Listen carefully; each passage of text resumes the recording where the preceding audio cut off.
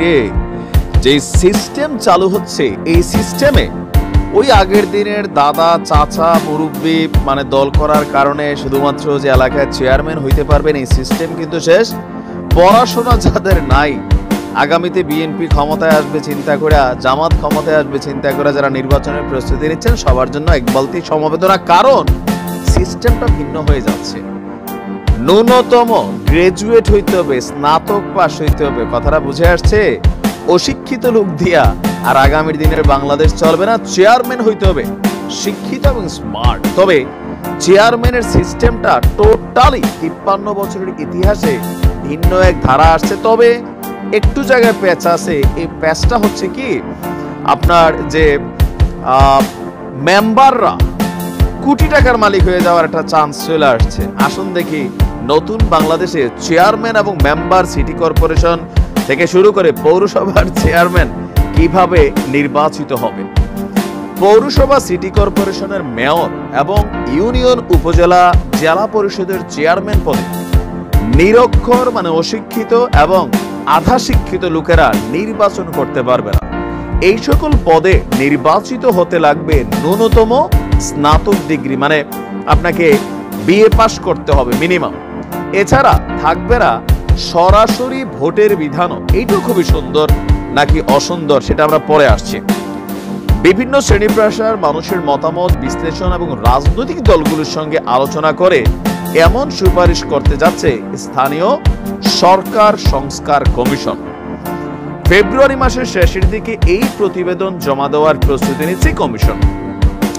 সংস্কার কমিশনের প্রধান যিনি আছেন ডক্টর তোফায়েল আহমেদ, তিনি বলছেন সাধারণ মানুষের অভিযোগ দল পেশি শক্তি এবং টাকার দাপটের কারণে শিক্ষিত মানুষ জনপ্রতিনিধি হতে পারে না। কথা কিন্তু সত্য। নিরক্ষর লোক যেন আর জনপ্রতিনিধি হতে না পারেন, শিক্ষিতরা জনপ্রতিনিধি হতে আগ্রহী হন এবং বিজয়ী হয়ে আসতে পারেন, এমন ভাবেই সংস্কারের প্রস্তাব দেওয়া হয়েছে। সংশ্লিষ্ট সূত্র বলছে ভোটাররা মানে আমরা যারা ভোট দেব আমরা শুধুমাত্র ইউনিয়ন পরিষদ হিসাবে সদস্য হিসাবে মেম্বারকে নির্বাচিত করব। এই ইউপি সদস্যরা আবার ভোট দিয়া চেয়ারম্যান নির্বাচিত করবেন, যাকে কমপক্ষে স্নাতক ডিগ্রিধারী হতে হবে। এই জায়গাটাতে হচ্ছে পেসটা কোথায়? এখন ধরেন আমার এলাকায় 25 জন মেম্বার আছে, তো এই মেম্বাররা যাকে সিলেক্ট করবে তিনি কিন্তু চেয়ারম্যান হয়ে যাবেন, জনগণের ভোট লাগবে না। তো এই মেম্বারদেরকে কত টাকা খেলার মধ্যে ফালাই দিচ্ছে এটা বুঝেন। এই জায়গাটা কিন্তু প্যাচ আছে।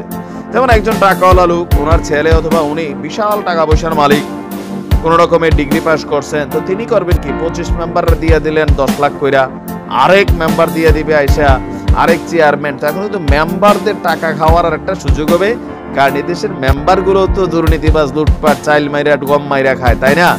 সবাই না, বাট ম্যাক্সিমামই খায়। তো সেই ক্ষেত্রে মেম্বারদের খাওয়ার রাস্তাটা অনেক বড় হয়ে যাচ্ছে। তো আমার মনে হয় এই জায়গাটাতে আরেকটু পরিবর্তন চিন্তা ভাবনা দরকার, কারণ এই দেশে মানুষ টাকায় বিক্রি হয়ে যায়। ইউপি সদস্যদের মধ্যে একজনকে সভাধ্যক্ষ নির্বাচিত করা হবে। সভাধ্যক্ষকেও স্নাতক ডিগ্রিধারী হতে হবে, তার মানে মেম্বারকেও আপনার ডিগ্রি পাস হইতে হবে। একইভাবে সিটি কর্পোরেশন এবং পৌরসভায় নির্বাচন হবে। সার্বক্ষণিক দায়িত্ব পালন করতে হবে চেয়ারম্যান এবং মেয়রদের।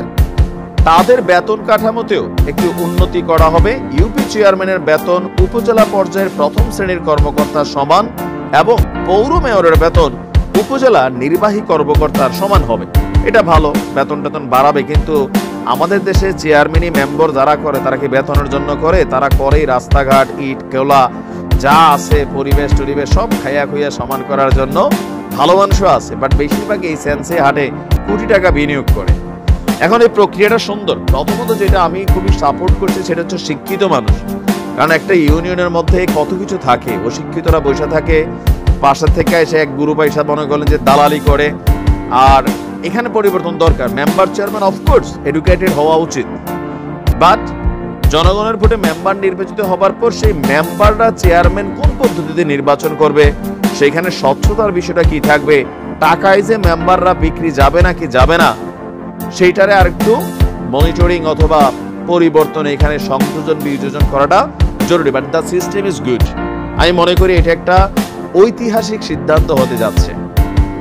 তো বিএনপি ক্ষমতায় আসবে চিন্তা করে যারা চেয়ারম্যানই করবেন খুব স্বপ্ন দেখছেন, জামাতের পক্ষ থেকেও দেখছেন, তো আগে দেখে নেন আপনার যোগ্যতা আছে কিনা। দলের জন্য খাটছেন, টাকা পয়সা খরচ করছেন, এমপি হিসাবে খুব ভালো সম্পর্ক, অনেক টাকা বিনিয়োগ করবেন যে আমি ভাই চেয়ারম্যান হব প্রত্যেক এলাকায়। খেলা কিন্তু উল্টে গেছে। এখন এটা খুবই শীঘ্রই হয়তো পরিণত হতে যাচ্ছে আইন।